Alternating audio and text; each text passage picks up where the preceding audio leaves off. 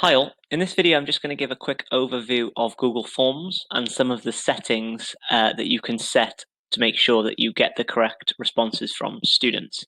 So I've just set up an example form here, and I'm going to go and have a look at the settings option in the top right hand corner. So in here we have loads of different settings, and I recommend that you just click on that button and go through and test some of these out for yourself. So at the very minimum, if you want this form to be sort of a means of assessment for your learners, you need to collect their email addresses. If that box is unticked, it will be completely anonymous, and there is no way to retrospectively find out who said what. So just make sure that that box is ticked if you want to know who responded to this form, and I should imagine that you usually would, unless you were taking anonymous feedback, for example. You can limit to one response.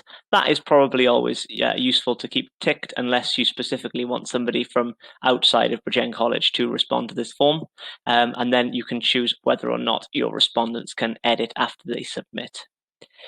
Inside the presentation tab, you can add a confirmation message, which your students will see straight after they submit the form, and then some more settings there, which should be fairly self-explanatory. A quiz is a way of auto grading these forms. So if you have multiple choice questions, then you can just click that button on, make this a quiz, and you can then go back through the form to suggest the correct answer and give feedback on any wrong answers. If your respondents are working on a Chromebook, you can also lock the tab so that they can only view this tab while they're on that Chromebook. One other thing I want to mention is inside the responses tab, and it's perhaps a little bit hidden. So if you go into responses, this is the way of making sure that you get an email every time that somebody responds to your form. Now this can be useful if you've got lots of people responding to the same form, and it's just good to know that people are answering it and sort of checking in on it.